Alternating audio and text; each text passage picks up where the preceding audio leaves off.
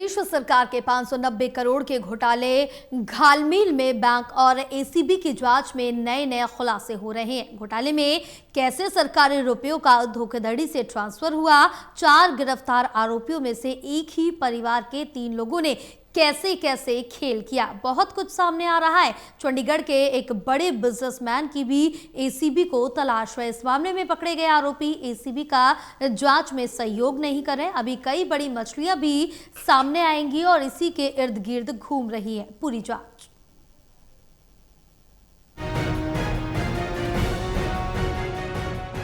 प्रदेश में कई सरकारी विभागों के प्राइवेट बैंकों में जमा 590 करोड़ के घोटालों घपलों की विजिलेंस जांच में हैरान कर देने वाले खुलासे हो रहे हैं। दरअसल इतनी बड़ी रकम में से पहली गड़बड़ी 300 करोड़ रुपए के ट्रांसफर के रूप में सामने आई, जिसमें चेकों, आरटीजीएस और डेबिट नोट का सहारा लिया गया। ये 300 करोड़ रुपए स्वास्तिक भारत प्रोडक्ट कंपनी के खातों में ट्रांसफर हुए। इस कंपनी की मालकिन चंडीगढ़ की महिला स्वाति सिंगला है। उसकी कंपनी में 75% हिस्सा और उसके भाई अभिषेक सिंगला का 25% हिस्सा है। अब ये समझिए कि एसीबी चीफ एएस चावला ने इस घोटाले में आईडीएफसी फर्स्ट बैंक चंडीगढ़ के तत्कालीन मैनेजर रिभव और इसी बैंक के रिलेशनशिप मैनेजर अभय सिंगला को घोटाले का मास्टरमाइंड बताया है। स्वाति और अभिषेक सिंगला अभय सिंगला की पत्नी और साला हैं, यानी गिरफ्तार हुए 4 आरोपियों में 3 एक ही परिवार से हैं। स्वाति के खातों में आया 300 करोड़ रुपए का ट्रांसफर फिर धीरे धीरे 2 ज्वेलर्स, बैंक मैनेजर रहे रिभव की पत्नी दिव्या, कुछ पैसा वापस सरकारी खातों में और कुछ निजी खातों में ट्रांसफर हुआ।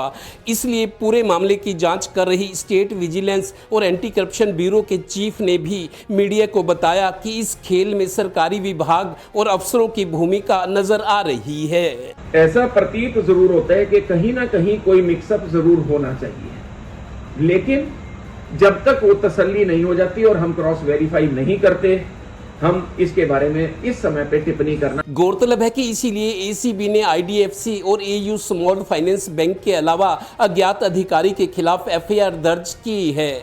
इस मामले में एक गजब ये भी हुआ कि 300 करोड़ रुपए के अलग अलग तरीकों से ट्रांसफर के बाद आईडीएफसी बैंक मैनेजमेंट को गड़बड़ी की आशंका हुई, तो इसी साल 16 फरवरी को बैंक की जांच में सामने आया कि 12 से ज़्यादा जारी हुए चेक और डेबिट नोट से पंचायत विभाग के खाते से 50 करोड़ रुपए तत्कालीन विभाग के डायरेक्टर डी.के. बेहरा के फर्जी हस्ताक्षरों से ट्रांसफर हुए, जबकि बेहरा तब विभाग से ट्रांसफर हो चुके थे।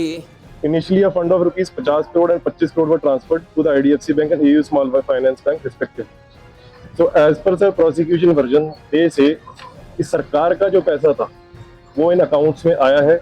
इन अकाउंट्स के अंदर सर जो पैसा आया है वो फर्दर आगे डाइवर्ट हुआ है। ये प्रोसिक्यूशन का कहना है कि एक अकाउंट में पैसा आया है, अकाउंट्स फोर्ज्ड अकाउंट्स खोले गए हैं, फैब्रिकेटेड अकाउंट्स खोले गए, उनमें से आगे फर्दर पैसा आगे भेजा गया है। गौरतलब है कि ये मामला खुलने के बाद बैंक और विजिलेंस की जांच में ये सामने आया है कि 26 सितंबर 2025 को पंचायत विभाग के बिना किसी सक्षम अधिकारी की अनुमति के आईडीएफसी बैंक को 50 करोड़ और एयू स्मॉल फाइनेंस बैंक को 25 करोड़ रुपए ट्रांसफर हुए। दरअसल इस मामले की भनक एसीएस फाइनेंस को लग गई थी, जिस पर इस बड़े अधिकारी ने सभी विभागों को लिखा कि ऐसा लगता है कि बैंक खातों के संचालन और एफडी में नियमों को ताक पर रखा जा रहा है, सो सभी विभागों के खाते सरकारी बैंकों में खोले जाएं।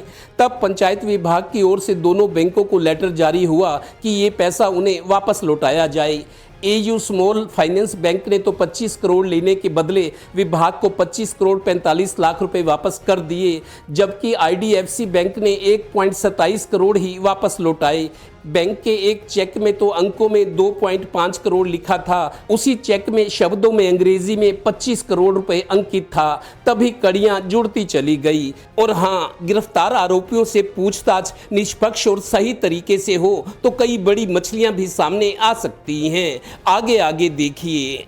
590 करोड़ रुपए के सरकारी पैसे के घोटाले और घालमेल में ये तो सामने आ चुका है कि आईएएस डी.के. बेहरा के फर्जी हस्ताक्षर से 50 करोड़ रुपए ट्रांसफर हुए, जबकि बेहरा 28 अक्टूबर 2025 को ही पंचायत विभाग से रिलीव हो गए थे।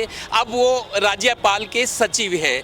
इसी तरीके सितंबर 2025 में भी पंचायत विभाग के बिना किसी सक्षम अधिकारी की अनुमति के 50 और 25 75 करोड़ रुपए ट्रांसफर हुए।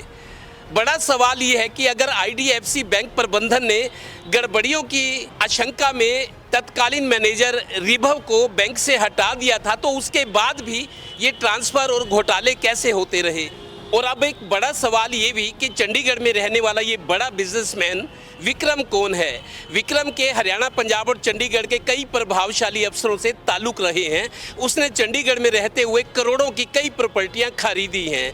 एसीबी अब विक्रम की तलाश कर रही है और वो फरार है। चंडीगढ़ से वरिष्ठ सहयोगी अनिल कुमार और पानीपत ब्यूरो से श्रीनिवास के साथ देवेंद्र कथोरिया।